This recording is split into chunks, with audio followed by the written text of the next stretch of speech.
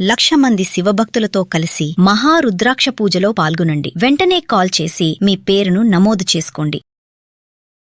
నమస్తే, welcome to Suman TV. Present మనతో పాటు ఉన్నారు సీనియర్ ఐపీఎస్ ఆఫీసర్ రెడ్డన్న గారు. నమస్తే సార్. నమస్కారం అండి. సార్, టెక్ మహీంద్రా మరి ఐటీ ఎంప్లాయీ భావన ఇష్యూ ఆల్రెడీ మీరు చూసే ఉంటారు. వాళ్ళ అమ్మాయికి ఒంట్లో బాగాలేదని లీవ్ అడిగితే 3 రోజుల తర్వాత వస్తే ఆమెను టర్మినేట్ చేశారు, నన్ను జాబ్లో తీసేశారని చెప్పేసి ధర్నా చేస్తున్నారు. అసలు ఐటీ సాఫ్ట్వేర్ వర్క్ కల్చర్ పైన పెద్ద చర్చ నడుస్తుంది. ఇంకా ఆవిడ చాలా చెప్పుకుంటూ వచ్చారు, ఉమెన్స్కి అక్కడ మాకు ఇలా ఉంటుంది, మమ్మల్ని వాష్రూమ్స్ కూడా చెప్పి వెళ్ళాలి మీరు అనే అలాంటి టార్చర్ ఉంది మాకు అని చెప్పేసి నిలబడి ఉంటే కనుక మేము ఎందుకు అక్కడ నిలబడి ఉన్నారని చెప్పి అనడం కానీ, మరి నిలబడి ఉన్నప్పుడు అందరి ముందు మమ్మల్ని అది చేయలేదు ఇది చేయలేదు అనడం కానీ, ఇలాంటివన్నీ అంటే ఇప్పుడు మొత్తం ఒక ఐటీ వర్క్ కల్చర్ పైన ఒక చర్చ నడుస్తుంది సార్. ఇలా ఉంటుందా అని చెప్పేసి మరి ఒక్కసారి మీరు అనలైసిస్ చేస్తే ఎలా ఉంది? జనరల్గా ఐటీలో టీమ్ మేనేజర్కి అధికారాలు ఎక్కువ ఉంటాయి. వాడు అనుకుంటే అంటే అట్లా కాదు, వర్క్ ఇస్తారు, టార్గెట్స్ ఇంపార్టెంట్ ప్రాజెక్ట్స్ ఉంటాయి, తొందరగా కంప్లీట్ చేసే ప్రాజెక్ట్స్ ఉంటాయి. అట్లాంటప్పుడు ఒక టీమ్ మేనేజర్ ఉంటాడు, వాన్ పైన ఇంకో మేనేజర్ ఉంటాడు, ఇట్లా 2-3 లెవెల్స్ ఉంటాయి. జనరల్గా టీమ్ మేనేజర్ను అడిగితే, ఎందుకంటే నాకు తెలిసిన మా ఇంటి వాళ్ళు కూడా చాలామంది సీఈఓలుగా ఉన్నారు, కంపెనీ సీఈఓలుగా ఉన్నారు, కొందరు హెచ్ఆర్డి ఇండియాకే హెడ్గా ఉన్నారు, అబ్రాడ్ 8-10 దేశాలకు పెద్దగా ఉండేవాళ్ళు ఉన్నారు. వాళ్ళు చెప్పేది ఏమంటే, ఎందుకు ఉన్నట్టుండి టర్మినేట్ చేస్తారు అని. అంటే ఒకటి, ప్రాజెక్టులు రాకుండా పోతే 3 monthsకు ముందుగానే వీళ్లకు టర్మినేషన్ నోటీస్ ఇచ్చి టర్మినేట్ చేస్తారు. అది మీకు ఉద్యోగం ఇచ్చేటప్పుడే వన్ ఆఫ్ ది కండిషన్. ఆ విధంగా టర్మినేట్ చేస్తే 3 నెలల తర్వాత మా దగ్గర ప్రాజెక్టులు లేవు, మీకు ఇచ్చుకునే జీతాలు మా చేత కాదు కాబట్టి 3 నెలల తర్వాత ప్రాజెక్టులు రాకపోతే మమ్మల్ని టర్మినేట్ చేస్తామంటారు. అయితే చేసిన తర్వాత కూడా సిటీసీ వీళ్ళు సిటీసీ ప్రకారం గ్రాట్యుటీ ఇవ్వాలి, అది ఇవ్వటం లేదు అనేది కొందరు ఇది. ఇంకో విషయం ఏమిటంటే, కొందరు అమ్మాయిల్ని సతాయిస్తున్నారు. ఇట్లా మీరు అంటే వాష్రూమ్ కానీ పోయేసి గంటల తరబడి వర్క్ ప్లేస్ చిట్ చాటింగ్ చేస్తూ వర్క్ ప్లేస్కి రాకుండా ఉండటం, క్యాంటీన్కి 1/2 hour 45 minutes ఎంతో బ్రేక్ ఉంటే 2 hours దాకా క్యాంటీన్లోనే గడపడం, ఇట్లాంటివన్నీ చేస్తున్నారు. అదే కాకుండా వర్క్ ప్రెషర్ ఉన్న టైంలో అస్తమానం, నిజమే లేడీస్కి డెఫినెట్గా కొన్ని ఇబ్బందులు ఉంటాయి, చెప్పుకోలేరు. ప్రతిసారి టీం లీడర్కి, సార్ నేను వేరే విషయంలో ఉన్నాను, ఈరోజు నేను రాలేనను, కడుపు నొస్తుందనో, ఏదో మామూలుగా ఉండే పరిస్థితులు అన్నీ చెప్పుకోవడానికి వీలు కాదు ఆడపిల్లలు.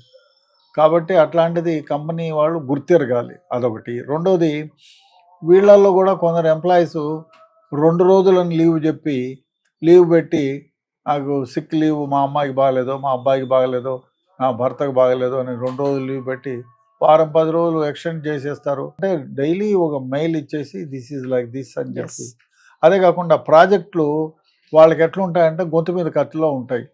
48 hours కంప్లీట్ చేయాలి, లేదు 3 daysలో ప్రాజెక్ట్లో మొత్తం కంప్లీట్ చేసి ఇవ్వాలని వాళ్ళపైన కత్తి ఉంటుంది.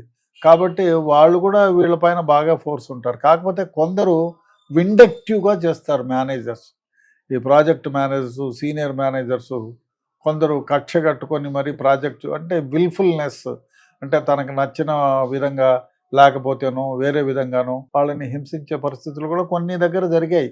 ఆ విధంగా జరగడం తప్పు. ఎందుకంటే ఇంకో వ్యవహారం ఏమంటే, మొత్తం ఈ టెక్ మహేంద్ర అని కాకుండా శాప్ ల్యాబ్స్ కానివ్వండి, క్యాప్జెమిని కానివ్వండి, ఇతర ఏ కంపెనీ సీనియర్ కంపెనీలో అన్నిట్లో కూడా every moment of your thing will be recorded, except washroom door వరకు.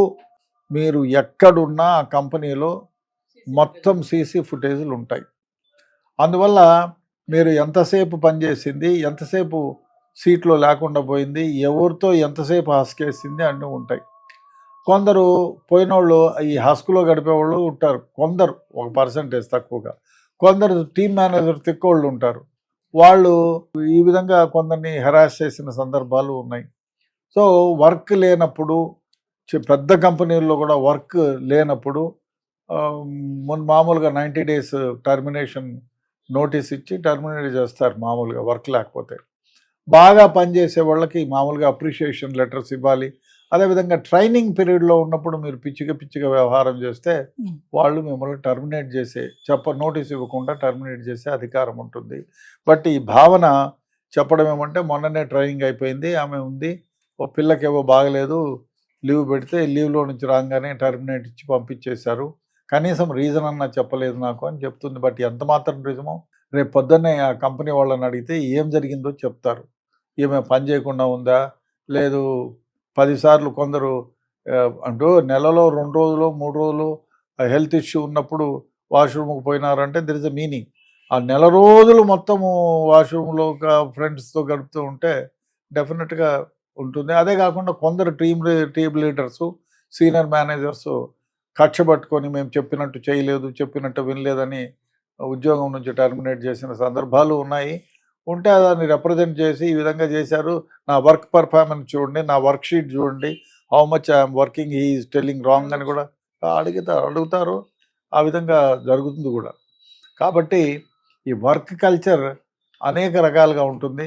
అందుకనే ఈ ఏదన్నా కంపెనీలో ఇట్లాంటి సీనియర్ కంపెనీస్లో అన్నిట్లో కూడా ఒక ఏమి వాళ్ళు ఎవరెవరు ఏం చేసినారు వర్క్ షీట్ ఉంటుంది, నువ్వు ఎంత పని చేసావని ఎవ్రీ మినిట్ కౌంట్ అవుతుంది వాళ్ళకి. సో ఆ విధంగా చూపించవచ్చు, నేను జాయిన్ అయ్యి ఇన్నేళ్ళు అయింది, ఇంత వర్క్ చేశాను, నా వర్క్ షీట్ చూడండి, నాకు ఇన్నిసార్లు అప్రిషియేషన్ లెటర్ ఇచ్చారు, ఇంత వర్క్ చేశాను నేను. అదే కాకుండా మీరు సీట్లో నుంచి లేచినారంటే మీరు తెలిసిపోతుంది వాళ్ళకి, సీసీ ఫుటేజ్లు ఉంటాయి, కంప్యూటర్ ముందు కూర్చునేది ఉంటాయి. కాబట్టి ఎక్కడో తప్పుదాలు అయితే డెఫినెట్గా జరుగుతాయి, విల్ఫుల్నెస్ వల్ల ఈ విధంగా జరుగుతూ ఉంటాయి. ఇది ఎంక్వైరీ చేస్తే తెలుస్తుంది. ఈ అమ్మాయి కూర్చునింది, దీక్షకు కూర్చునింది, పోలీస్ స్టేషన్లో కంప్లైంట్ ఇచ్చింది. డెఫినెట్గా ఆ అమ్మాయికి నిజంగా అన్యాయమే జరిగి ఉంటే దాన్ని దిద్దుబాటు చేయాల్సిన అవసరం ఎంతైనా ఉంది. Yes, thank you.